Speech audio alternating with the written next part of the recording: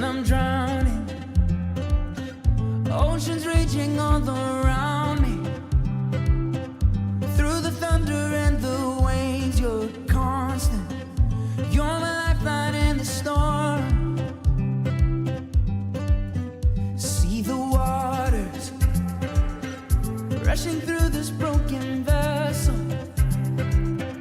You're the calm within the current, hope rising through the storm.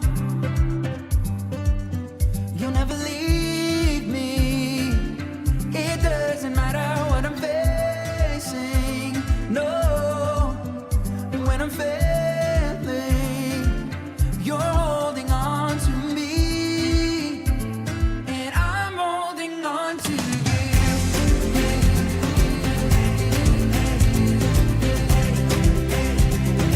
I'm holding on to you.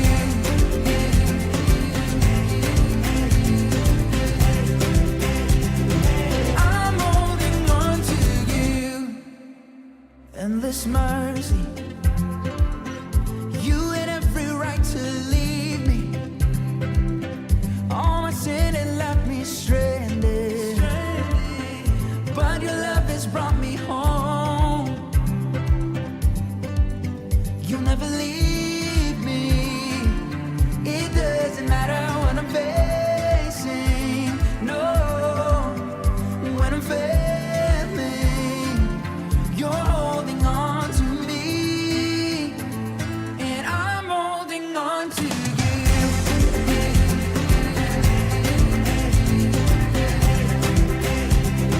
I'm holding on to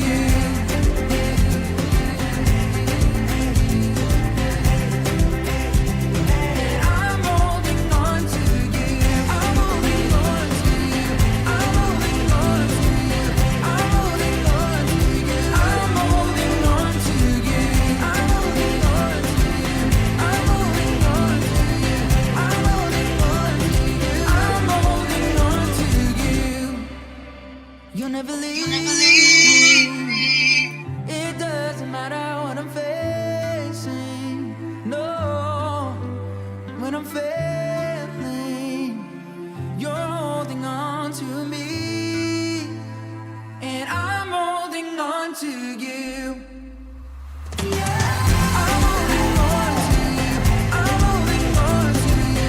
I'm holding on to you. I'm holding on to you. I'm holding on to you. I'm holding on to you. I'm holding on to you. I'm holding on to you. I'm holding on to you. I'm holding on to you. I'm holding on to you. I'm holding on to you. I'm holding on to you. I'm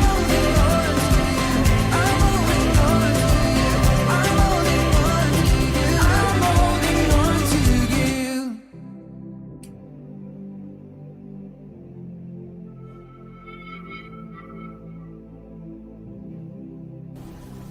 Welcome to the Something More podcast with me, Jamie Haxby, Steve Karma, and Josh Fox. You know, in such a crazy time of change and uncertainty, where all of our values have been flipped upside down, we're going to explore what it means to be truly human. We are looking at what it means to live fully human with identity, security, and purpose. And we're going to do that by interviewing loads of different people about their stories, the connection that they have with God. To find out in their own life, how have they found something more in relation to understanding and knowing who God is.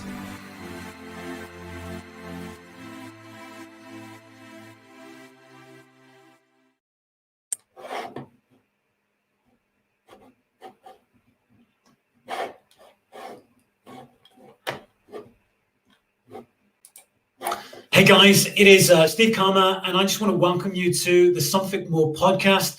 We do the podcast every Monday night at 7:30, and I just want to encourage you guys, if you could share this post, that would be absolutely great. I'm just going to welcome my speaker in a little moment, but before I do that, let me just tell you a little bit about him. Tom Butler-Bowdon is a guy who has authored numerous books. He wrote Not Too Late to Be Great. He's also the author of a series called the 50 Classics series. He's one of the few authors in which I have read every single one of his books. He's got the 50 spirituality classics, 50 self-help classics, 50 political classics, 50 economic classics. I think you can see something of a little bit of a theme. More of his details are in the description bar. We've got his Wikipedia page. We've also got his website. And I'm just going to welcome him to the stream. So, guys, if you want to smash that like button and smash that share button, we've got joining us Tom Butler-Bowdon.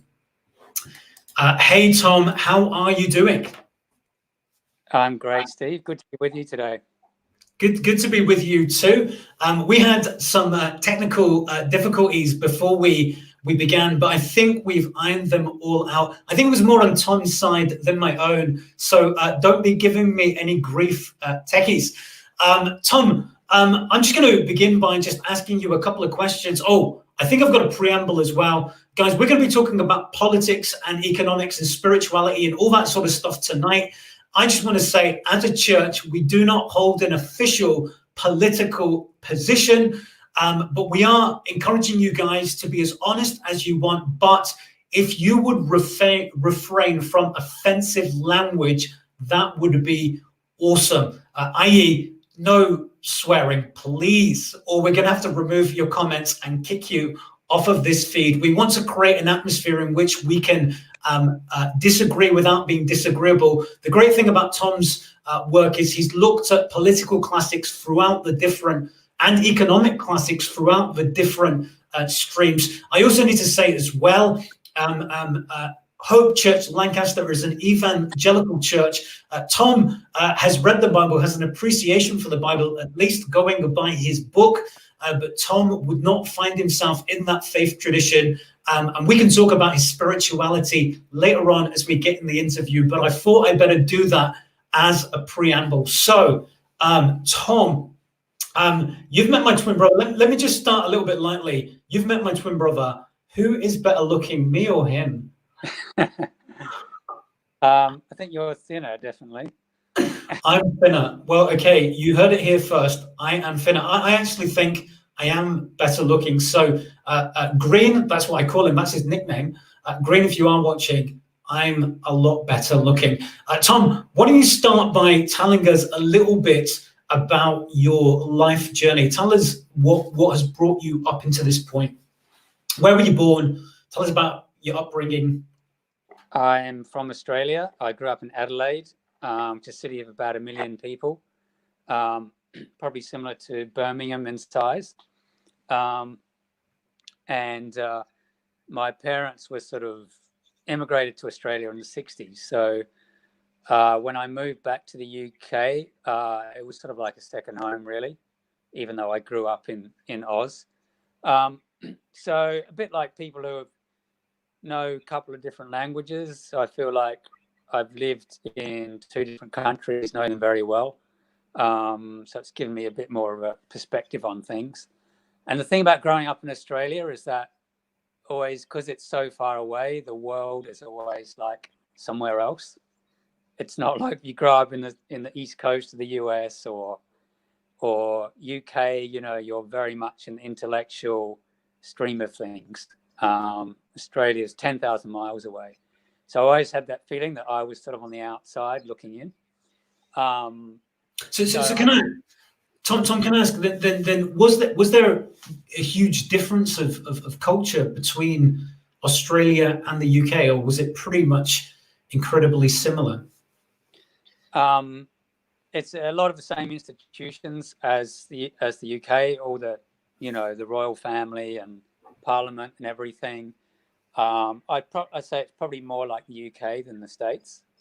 But at the same time, it's being that far away, you can't help but have a totally different view of things. I think the thing about Australians is they tend to be very open and open to ideas. So I think that carried over to me in my upbringing. So when I started becoming a writer and like reading hundreds of books, I've always had a totally open mind about things. I didn't have very many set ideas. And also the same when it came to, you know, spirituality and religion, etc. Even though I was brought up Catholic environment, it wasn't sort of forced down our throats. So I've always been very open to other people's beliefs and given those beliefs, you know, their full due. Yeah, so can I ask, why do you think the Australians are open to different opinions? Is it because it's a mix of different, like it is kind of like a migrant nation, mixture of different peoples from different places, or why art? I think that is part of it. In the last 50 years, it's very sort of multicultural. But it's also like nothing, all the powerful big things in the world always happen somewhere else. Like, yeah, the British Empire, written around the world. Civilization was developed in Europe. Then power shifted to the US, and probably the rest of the century it'll shift more eastwards. So Australia's always been a bit of a bystander, and at the same time, it's part of all the, you know, world institutions and everything. So I think that's the basic reason why it's very connected. But people are very much early adopters there in technology and ideas, but it's never been the sort of center of anything. Okay, so let's talk about, so you came over to England. You came over to study, or you came over to work? To study, yeah. I went to London School of Economics and did a degree there, and I ended up staying. Okay, and then what about career-wise? Yeah, so my former career was as a government political advisor in Australia. So I would write briefings and advice, etc., for ministers. And what we had to do was research very complex ideas and boil them down to like a one-page cabinet briefing. So that gave me the skill to take in a huge amount of information and boil it down to a format that even a politician could understand. So at the time, I thought, you know, it was quite exciting doing that work. But in retrospect, it gave me the skill to read a lot of stuff and be able to summarize it. So when I started writing these books about, you know, the classic books in philosophy and economics and politics, it just meant I had that research and writing skill to be able to pull that off. So that was the career I had, a normal career, which sort of led into writing. So the writing was very much a speculative thing. Everyone I knew thought it was a bit crazy to leave a great career and risk everything to do that. But I was determined to do it. I'd sort of fallen in love with the whole personal development literature, motivation and psychology. And when I made that shift, it reminded me of Samuel Smiles, who was a great Victorian reformer, who was from Leeds, actually. And he used to run a quite sort of left-wing radical newspaper. And he was always like, I want to change the world through politics. And he slowly came to the realization that actually people change only by changing themselves. And he wrote this famous book called Self-Help, which is the original self-help book. And that put me on the road to all this literature. But that's always stayed with me, that, you know, politics is important, where you have to be involved, citizens, etc. But at the end of the day, you can only really change yourself. And all the great, as Carl Jung said, all the great movements in history, all the great turning points, it happens first through an individual. And I honestly still believe that. Yeah, I read Sam Small's book. It is a fantastic book, and because none of us are making any money out of it, or at least I definitely am not. Just a great encouragement to go out and read that book, Self Help by Samuel Smiles. It is an excellent book. So can I ask then, were there any other authors which were kind of like inspirations to you as you kind of began this journey? And when did you begin this journey? Well, I guess I was like 27, 28. I read Stephen Covey's book, 7 Habits of Highly Effective People. I read Anthony Robbins. Then I read Dale Carnegie, How to Win Friends, Think and Grow Rich, Napoleon Hill. And all these books really blew me away. And at the time, they were very underrated, sort of lowbrow genre. Like, they had no critical analysis of them at all. And I thought that was wrong, given that at the time, self-help motivation was so big, just selling millions of copies. So that gave me the idea of writing the first book about the self-help classics, which is my first book. And I just wanted to give these books their full due. Even though, like, I know you know, running a church, and I know a lot of the major changes in people's lives does come through spirituality and religion. But because we live in a secular society, most people will start to change, have personal change through this sort of personal development. Like they read a self-help or personal development book, and they think, oh, change is possible.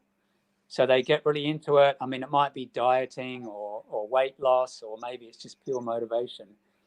Or maybe they want to, you know, get rich or something. But purely by involving themselves in a self-help practice and having goals that they set and then they work towards and then achieve, they realize that change is possible. And then once they've done that, maybe they think, oh, well, I've achieved this, I've achieved that. There's something more in my life, whether it's a relationship or I want to be more spiritually advanced. So then maybe they move into, you know, join a church or religion or something. So for everyone who says, like, that looks down on self-help, personal development, I think for a lot of people, it's a stepping stone. And even if it's not high level, it teaches you a lot of things about how to change and set goals and achieve things, which I think is crucial. No, I think that's really important. I do think there seems to be an academic snobbery, and also there seems to be a focus on theory rather than practical life change. I grew up in quite an impoverished background, and you know, one of the things I found within the gospel and within the Christian tradition was that concept of self-help, but also mine's was the other way around. It kind of opened the door for me to other great works like the book Self-Help and numerous other books. In fact, I remember when I did my degree, I didn't go to university, I went to Bible college. Banks were offering all of its money for free, these free overdrafts. And I thought, that's fantastic. And I took that money and I invested it in the stock market, and I bought a property and I rented it out. And I'm like, I might as well. And after the 3 years or 4 years or 5 years, I gave them their money back. I didn't pay a penny of interest, but I picked that up partly because of your own books. So I probably owe you a cut, but through self-help literature. And I think coming from a group, you know, like my family came to this country not being able to speak a word of English, and coming from an impoverished community, it wasn't just metaphysics and abstract thinking. I needed practical life skills. So I think, yeah, I think it's really, really, really helpful. I mean, let's stay here on the individual, then kind of move up, look into economics and politics and philosophy and stuff like that. But for the individual right now, and we are in unprecedented times, and they feel that life is completely out of their control. They haven't read these great psychological works from Carl Jung or Freud or Maslow or any of this sort of stuff. They haven't read. What can they be doing, and who would you point them to? Mm. Um, well, I mean, the first thing to do is not to panic, which is very easy to do if you don't have any previous reference points. I mean, I'm old enough to remember, the recession of the early 90s, the dot-com boom, then the recession that came after it, the deep recession after in 2008, 2009. So when this whole thing happened, I thought, oh, like, here we go again. In Australia, they haven't had a recession for 30 years, the only country in the world for so long. So the thing is that depending on your age group, this is either going to be a massive shock to the system. If you're in, your maybe early 20s, it's nothing like this has ever happened. If you're much older, you just think, this too will pass and economies get back on their feet. So if anything, I just think, even if you're young, try and have a long-term perspective. Maybe you're not able to go to your college course at the moment, or you've lost your job. But at least you're young and you'll recover. The people I'm more concerned about are the people who were just about to retire and who had a lot of their money in the stock market through the pension funds. And in many cases, that's gone down 20, 30, 40% because they were ill-advised to put most of their money into the share market and have it in less liquid form in cash or gold or something. So I'm sounding a bit too practical here, but I think at the individual level, the community is super important, and family. So whatever help and community that you can provide through your church is super important, because there's so many people out now who are ringing domestic abuse lines or debt help lines, and they feel totally alone because they don't really have a support network. Maybe a guy running a small business doesn't even want to tell his wife that it's basically the business is finished and they're never going to get back on their feet.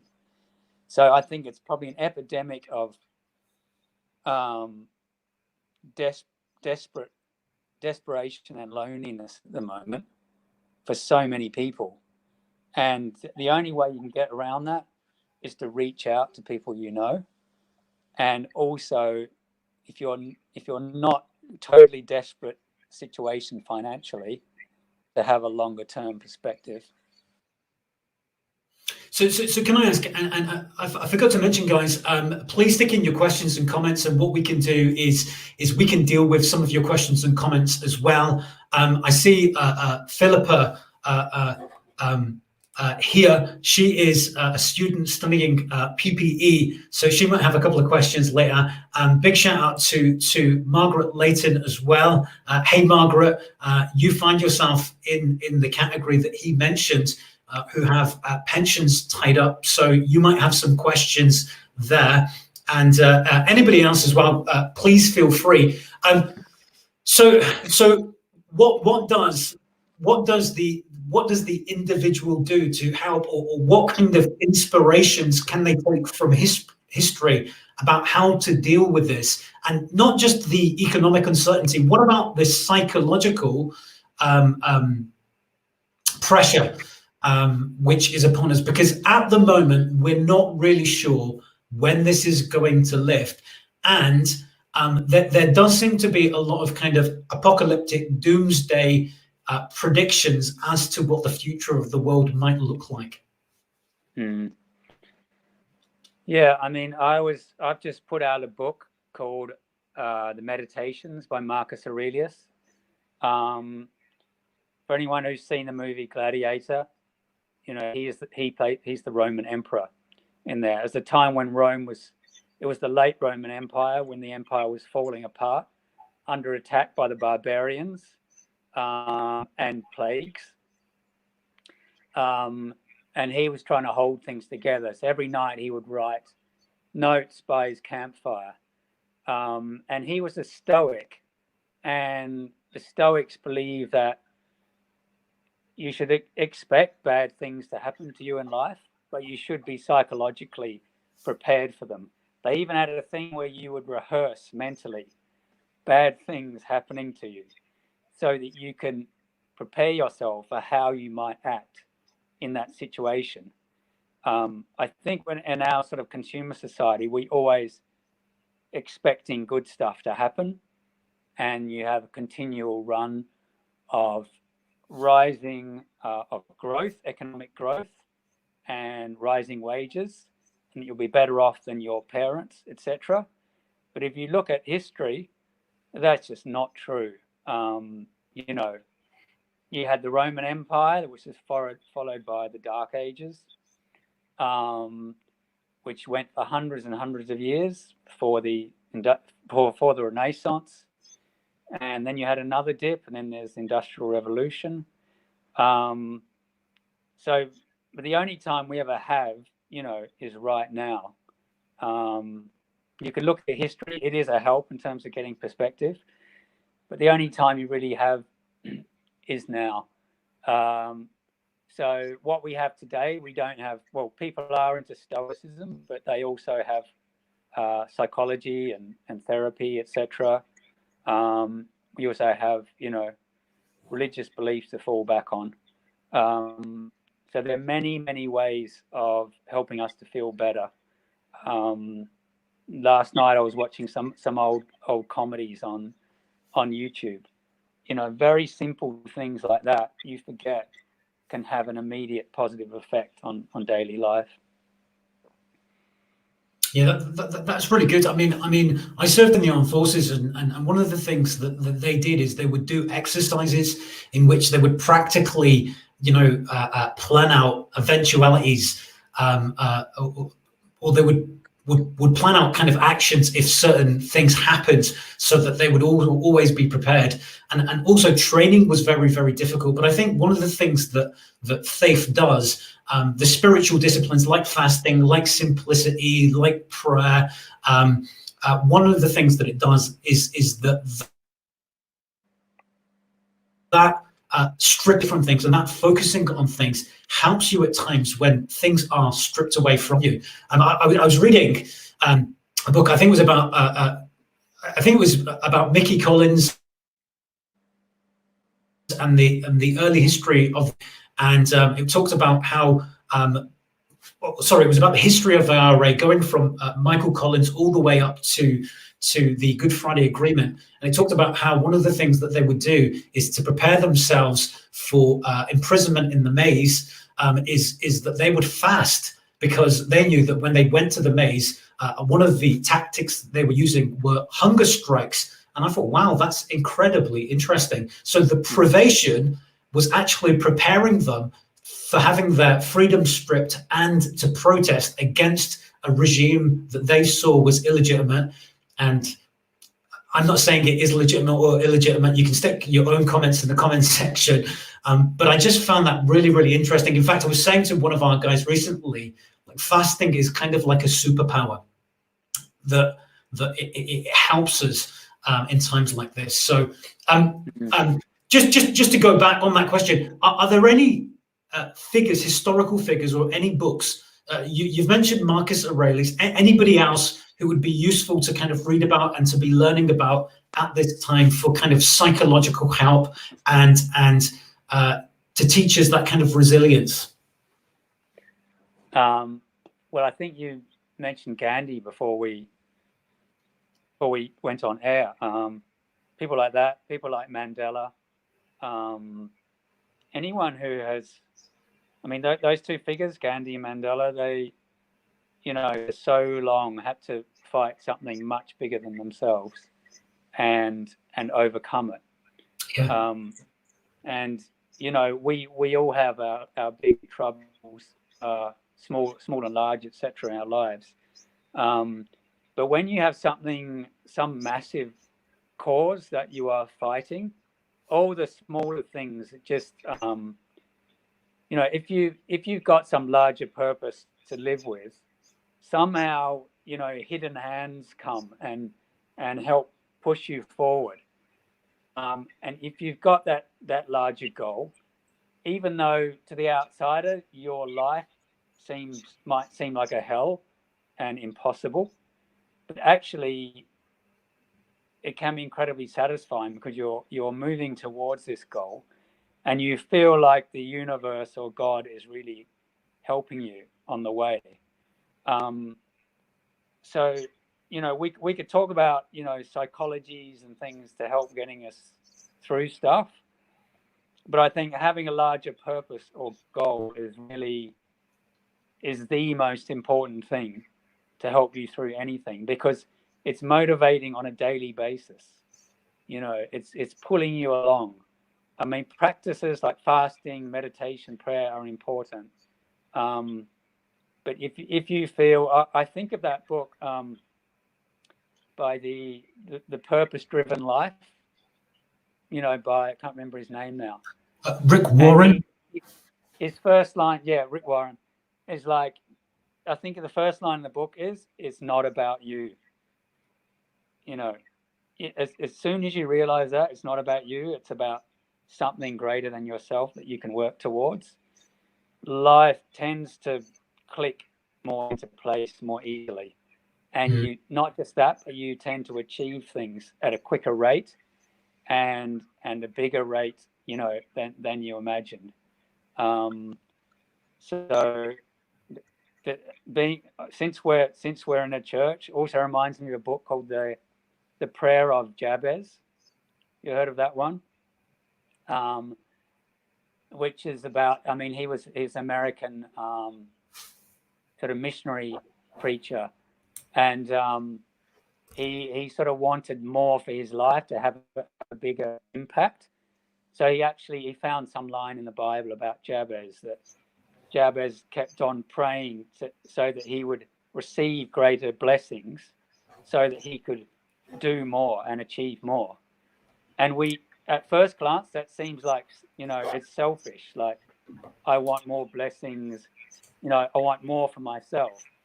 But actually, if what you want to achieve is something really big, then it's, there you go, you pulled it up.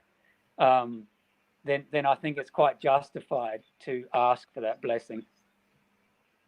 We were actually talking about that on Sunday, and I couldn't agree more that you need to live a life with purpose and on a purpose.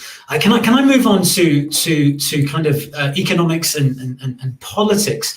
I've seen numerous things on the Twitter sphere and the vlogger sphere, some heralding Boris Johnson as some great kind of Churchillian figure.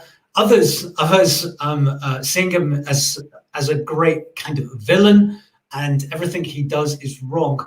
Can I just ask, like politically, what do you see as some of the opportunities and some of the threats, or even economically? And I know those two things are interlinked. Like, one of the questions I'm asking myself is, where is all of this money going to come from? Like, the government is being incredibly generous. Some of you, and stick your comments in the comment section, some of you think he should be more generous.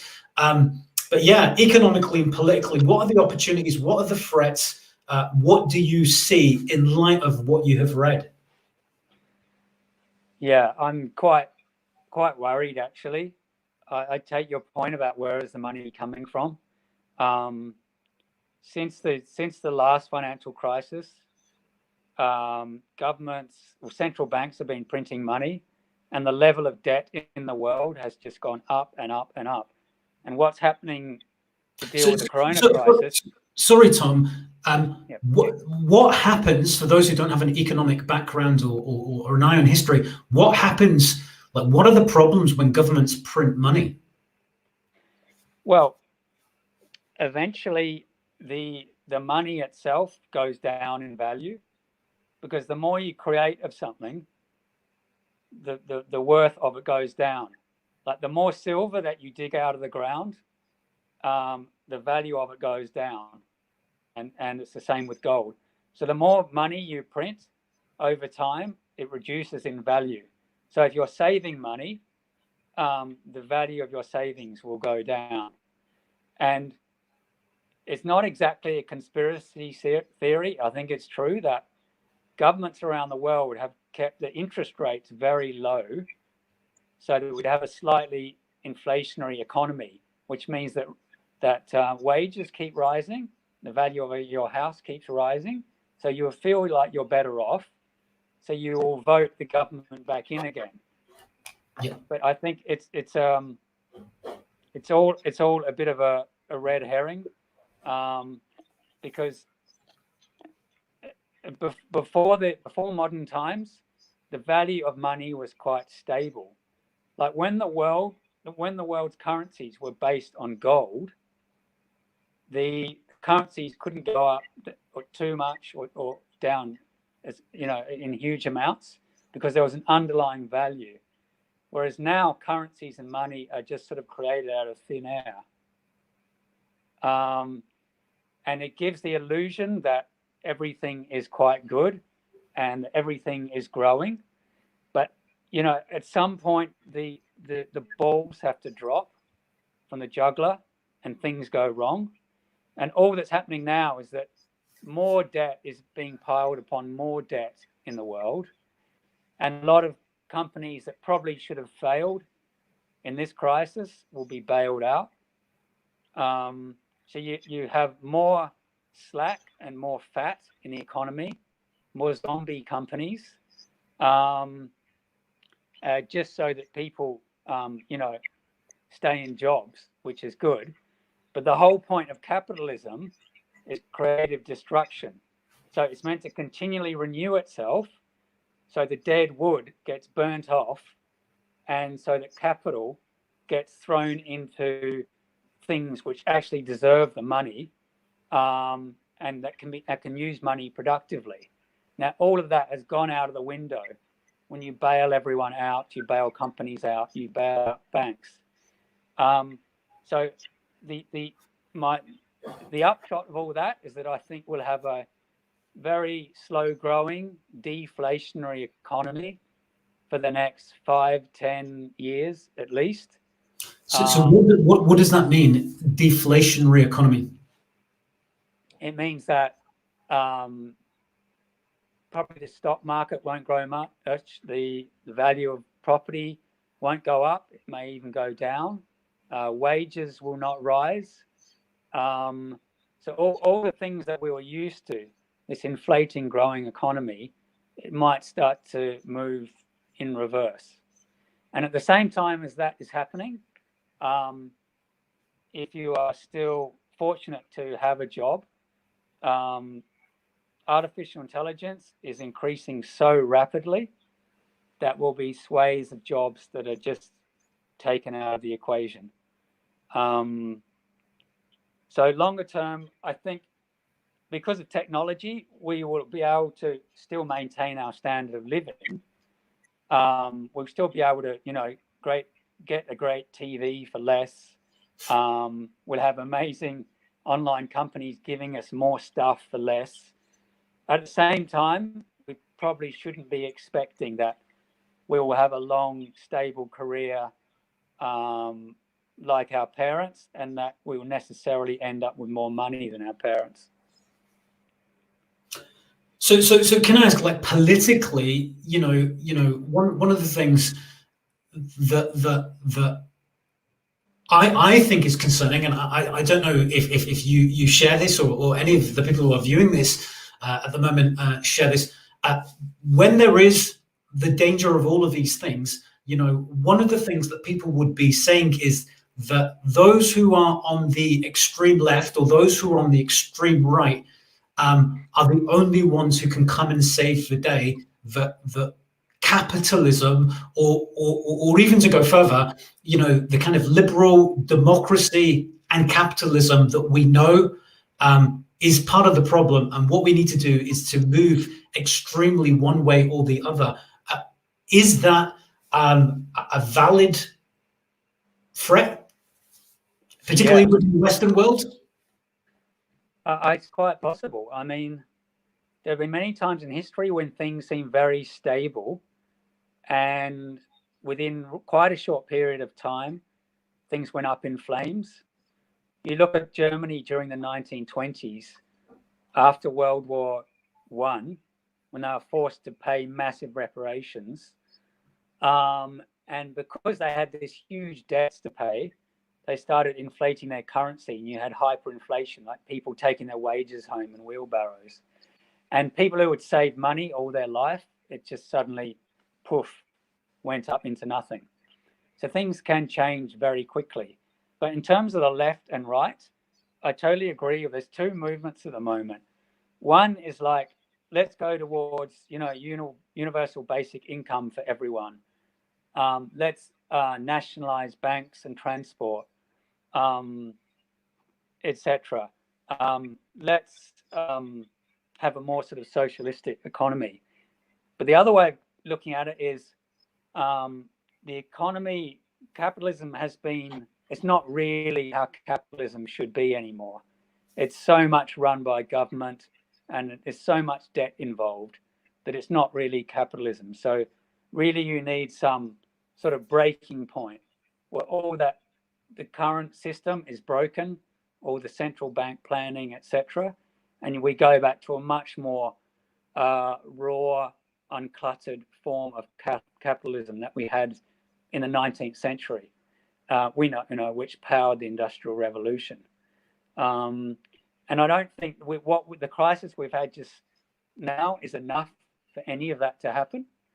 But if there is a real great stock market crash, which I think is quite possible within the next year or two, and employment never comes back to where it was before, you may start the grounds for some much bigger sort of change might start to grow.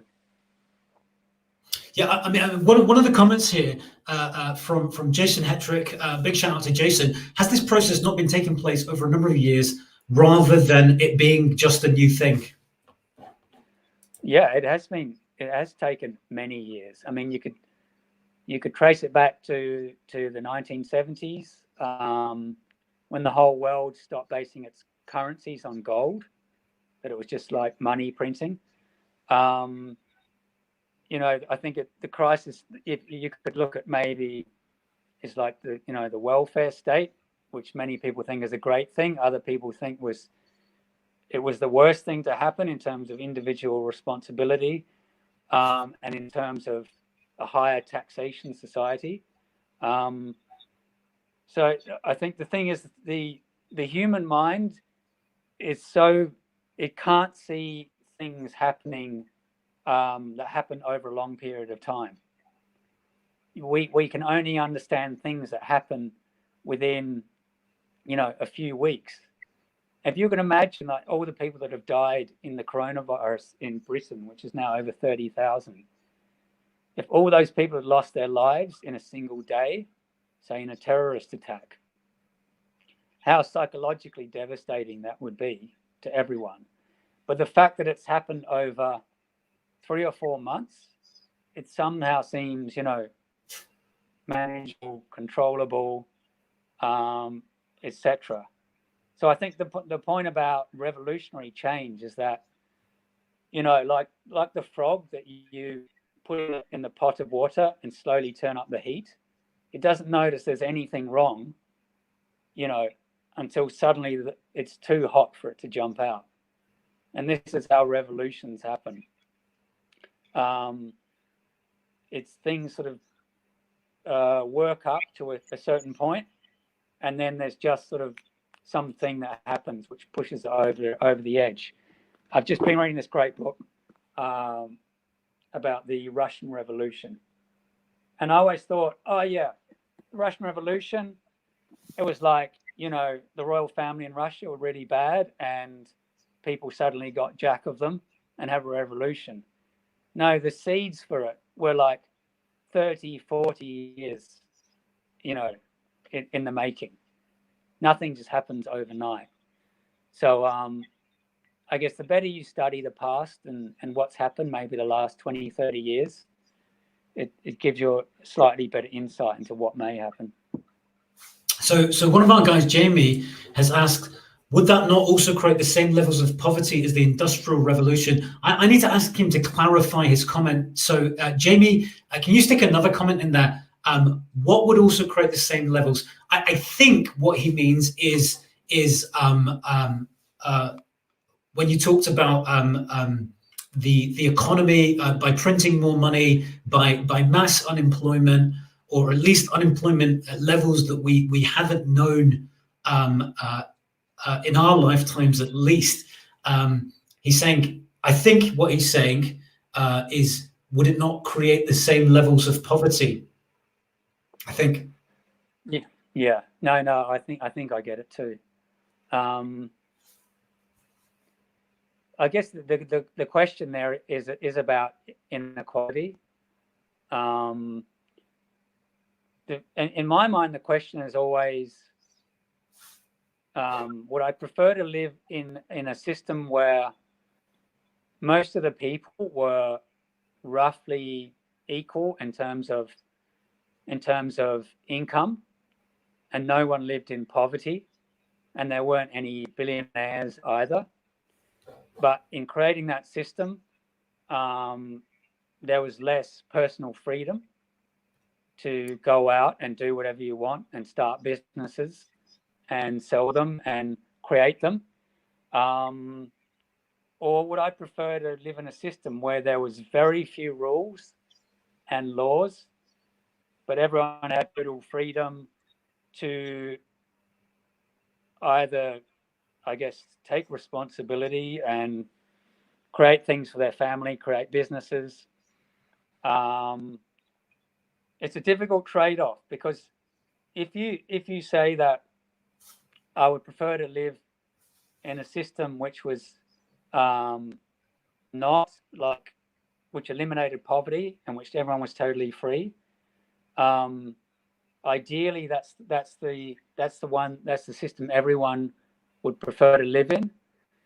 But the fact is, no one really likes seeing other people suffer, so that's why we brought in the NHS and the welfare state, which are all great things and very well meaning, but over the long term, the government does tend to take up more and more of the economy, which means that the personal freedoms to make money and keep more of it is reduced, which reduces the incentive for people to create new businesses and do well for themselves and their family. So I guess the question, it's a simple question you ask, but it comes down to the sort of values you have, whether you value personal freedoms higher than everyone being equal. It's sort of a trade-off. It's a very difficult one. I wouldn't want to be doing Boris Johnson's job at the moment, but to be perfectly honest, and I don't care who is in power. I just think anybody who would have been leading the country at this time would have been in the same way criticized and in the same way applauded, maybe by different sections of people. But we will go back to him in a moment. Nanette says, Ecclesiastes, we are on a perpetual rewind. There is nothing new under the sun. Probably talking about the historical perspective. But I do know Nanette, and Nanette is a business owner. So, like business-wise, there will be some winners and there will be some losers. And again, I'm asking you to do something which is probably really impossible to do, but I'm just going by your gut feeling. Who will be the winners and who will be the losers? Like what industries, what economies, what industries, what kind of sectors of society will benefit from this new situation? Yeah, in the short term, all the obvious ones like travel and hospitality are not going to do well, and transport, and it could be several years before they come back to 2019 levels. The other obvious one is any sort of online company is going to do very well out of this. But even if you own like a shop on the high street, it's those shops and stores that are able to connect with their community and have an online presence and can reach out like that are going to tend to do well. And I think in retail, in the future, you're not going to just have stores which just pile up a lot of things and try to sell them. They're going to be places where you go experiences, where there's something exciting happening in the store. Because let's face it, just about anything that you need, you can buy online. So yeah, that's the main sort of sectors of the economy I see doing well. So politically, I mean, how do you think Boris Johnson is doing? I mean, what do you think he's doing right? What do you think he's doing wrong? And again, you guys can stick your own comments in the comment section, but I have to add, this is just Tom's personal opinion. We may or may not share that opinion. Jamie said this, which I don't know if you want to talk about that as well. Jamie says, someone said to me, if you don't vote left when you're young, you don't have a heart. And if you don't vote right when you're old, you don't have a brain. Wow. Yeah. Yeah. How do you think Boris Johnson is doing, or do you want to respond to that comment first? Yeah, no, that's an old quote. I've heard that one before. I think it's pretty good. I think Boris Johnson. I think the obviously they should have done a lot more earlier to lock down the virus. I think that's a big failure. But beyond that, I think it's basically a failure of the whole British state. But Tom, I've got to say, not in defence of Boris Johnson or anything, but I do think sometimes we become a bit jaded about these apocalyptic claims because we hear them so much by a news media which likes to sensationalize things. I remember when this was all beginning, I said to my wife, wasn't bird flu supposed to kill us all? And wasn't SARS supposed to kill us all? I just thought, again, it was hype. I really did. So yeah, I think as soon as it started killing a lot of people in Italy, I agree. Like SARS, bird flu, they tend to be restricted to Asia. But I think as soon as they hit Europe, we should have been able to see that this was going to be totally different. But that didn't happen. I think there was a lag of about 4 weeks because of Boris Johnson's sort of liberal leanings, that he didn't want to impose restrictions on society. And I understand that, like that's the sort of political camp that he comes from. But when it comes to public health, I don't think it's a matter of left or right. It's a matter of saving people's lives. But beyond that, that point I made before is that we pay our taxes so that the government make sure that any possible eventuality is prepared for. We have our huge defense forces because we know that war might happen. But the planning for a pandemic was so modest and weak. We should have had warehouses full of PPE. And, they had professors telling them that this was possible for years, but nothing was done.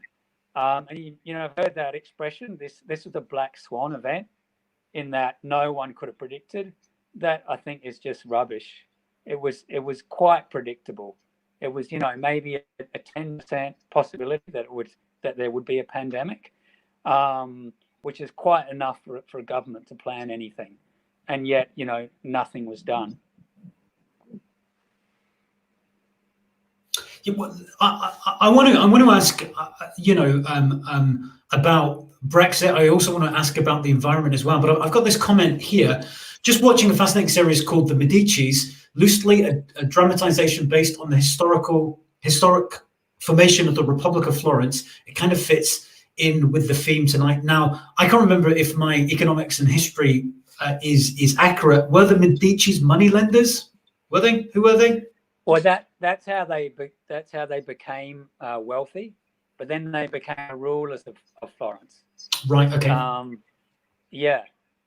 yeah, the interesting thing I've just been reading about it is that all the great periods in human civilization, like the Renaissance in Florence at the time, that gave birth to incredible art and architecture. They had a very stable monetary system, all based on gold. They didn't have all this money printing and massive amounts of debt that we do today. So I think it's interesting that civilization has tended to advance when the economy was very stable. You can also look at the Industrial Revolution in Britain. The whole British Empire was a very stable economy for a long time. You know, it didn't have all these boom and bust cycles that we have now. So I think that's an important point. And talking about Renaissance Florence, Machiavelli, you know, who wrote the famous book Prince, he said the number one job of any government is to protect its people. And at the time, he was thinking about war. But when I read that, I thought, you know what, that's absolutely true. But in our day and age, it's maybe about defense, but it's also, you know, medical health defense, which, you know, what I was saying before about the failure that's happened there. So we did a short poll. There wasn't a huge amount of participation, and so therefore it's not scientifically validated. But we asked people what they thought the biggest issue of our time was post-lockdown, and the answer that came back to us was the environment. So you know, environmentally, you know, I don't know what I'm saying. Good thing. It is a good thing, but I mean, environmentally, yeah. What I'm seeing is nothing but positive signs here. Is this going to be helpful with the growth of an environmental consciousness, which seems to have been growing for a long, long time? Is this showing us that people and governments do have the appetite to do something? I mean, over to you, Tom. Yeah, I mean, the argument a lot of environmentalists is that we should no longer have a high growth economy. We should lower our expectations. And by doing so, we have less consumer items, less industry, and therefore less emissions and more nature. And I totally get that. And I think the whole coronavirus, hopefully they'll, you know, it's already created a decrease in emissions. I doubt it will have any long-term effect on climate change, but it has shown us another possible way, a sort of slower growth way. But the flip side of that is that if you have a slower growing deflationary economy for the next 10, 15 years, that probably also means less money going into new technologies, which may come up with environment-saving measures. And if people have less money in their pockets, maybe it also means they're not going to invest, you know, putting solar panels on their roofs. Maybe they won't have the money to buy electric cars. So at the end of the day, I think it's a slightly false argument, this permanent slow growth thing that will save the environment. I actually think it's the other way, that if people are richer, if the economy is growing, technology advances quicker and you get better technologies to deal with environmental problems. I think I saw that when I traveled over the developing world, how environmental consciousness seemed to be more of an issue in the West. However, there are marked differences, obviously, particularly within different faith traditions, etc. But it was definitely more of an issue here than it was, let's say, in Mumbai or when I was in Kampala or Mbali or any place like that. But what about the cultural? Let me just push back slightly. What about the cultural changes? Because lockdown, I don't know how it is for you, but lockdown for me has just put me on a real process of reevaluation. You know, is what I'm doing with my life right? How do I do family? How will that change post lockdown? Culturally. Do you see changes with people's an increase of environmental consciousness, or even culturally, what do you think lockdown might do to us in a positive and negative way? Well, one positive is that I think in the way that people come out in the streets and have that more community feeling in the last couple of months and helping neighbors, etc. Obviously, that's a great thing that we all live in our houses and often don't even know our neighbors. So I think that's one big positive that will come out of it. And culturally, I think one thing that has happened, which I hope is here to stay, I'm not sure if it is, but I think before Corona, we had celebrities here and everyone else sort of down here, and suddenly nurses are up here, and who cares what Beyonce is doing anymore? So I would love if that became a permanent fixture. I don't know if it will, but this idea of sort of unsung heroes, I think, is a very nice thing that I hope is here to stay. Yeah, I took my bins out on a Thursday night, and I thought they were applauding me at one point. That's just a joke, Tom. Let me ask you about Brexit. Then, in light of everything that has been going on, what are your views on Brexit? Does this mean that we have to get a good deal, or should we look at another referendum? Should we look at some sort of coalition government within the UK to try and, because obviously the big issue that seemed to be bouncing around before Corona was Brexit. Now nobody's really talking about it, but what are your views about that, Tom? Yeah, I don't think there's much appetite now after everything we've gone through for another referendum or another election. I think people just want Boris to get on with it and just get the best deal we can. If you look at it on the economic level, the coronavirus is going to have a much bigger economic impact than leaving the European Union will, in my view. And this is going to, last many years. These effects. So I think as long as we get a reasonable deal, I don't think it's going to be nearly as bad as a lot of economists were saying. I think we will be able to get trade deals with other nations like the US and Australia, so I'm not too worried. I think,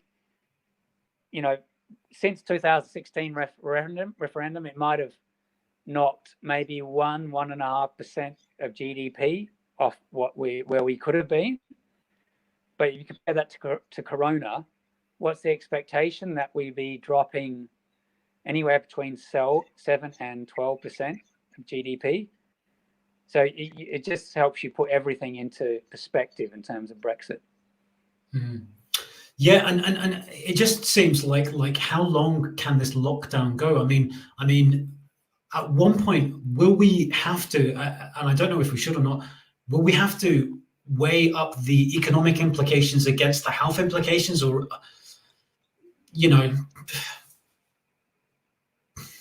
Yeah, I mean it's still going on, and or is this the idea that we're suddenly going to climb out of it is, I think, fantasy. I think with the whole social distancing thing is going to be with us, the rest of the year, maybe into next year, and things will permanently change. I don't think it's funny, like watching TV and films now where there's so much physical contact. It sort of just seems like a thing of the past, and politicians hugging people, kissing babies, and I don't know, suddenly that just all seems like something in the past. And that whole high contact culture, I mean, there's the whole Me Too thing as well, but I think that's going to fade into history pretty quickly. The world will become English. Tom, I've taken up loads of your time, but I want you to finish, if that's okay, by going solo. So I'm going to drop out of this feed in a little moment, and then I'll come back to wrap up. But I would like you, if he's watching, to give. I would like you to give a message if Boris Johnson was watching, but also two messages if it's okay, and if Donald Trump is watching, because it'd be interesting to see what would your closing remarks be to Donald Trump and Boris Johnson. I'm not putting those two together at all. As Tom's just thinking about that, I just want to remind you that the details for Tom's Wikipedia page and the details for Tom's website are in the description bar. All of Tom's books are available, I would assume, from his website, but also from other kind of places where you buy books. And I'll also ask him about what projects he's doing in the future, but I'll let him do that right at the close. Over to you, Tom. What would be your closing remarks to Donald Trump and to Boris Johnson? To Trump, I would just say 3 words: follow the science. And to Boris, I'd say don't do anything just to be popular. Yeah, that's really good. So follow the science to Donald Trump, which I'm assuming you're thinking that he's not, which I would say. Yeah, I think he's trying to take a long-term view, but he needs to stick to that. There's a big temptation to sort of end lockdowns too early or reward some part of society and not another. I think he has to be thinking, where do we want Britain to be in 5 years' time, and take that long-term view. I think that's the only way that we're going to come out of this, with pride and with still have a good society. And to Boris Johnson, it was don't do anything just to be popular. Do you think that's what he's doing, or that's the danger? Yeah, that's the danger. I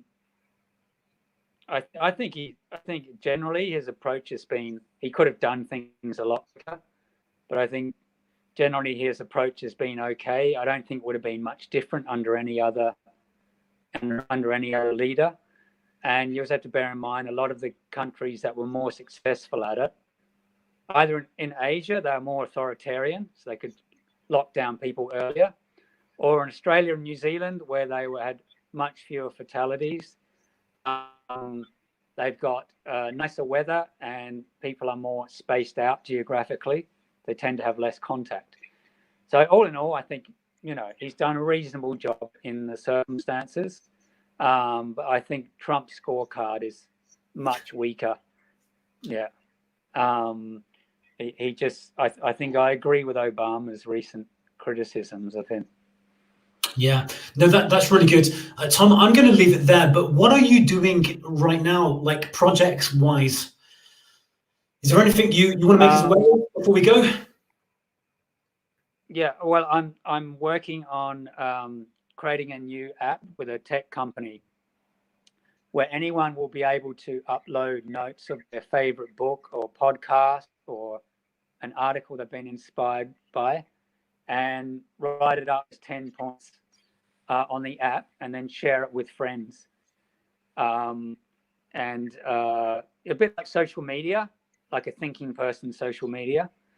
But I'll give you the link so you can share that with everyone. It hasn't gone yet, but just for those people who are interested. I'm all about spreading knowledge. So I'll stick it in the description bar. You can do something for me as well.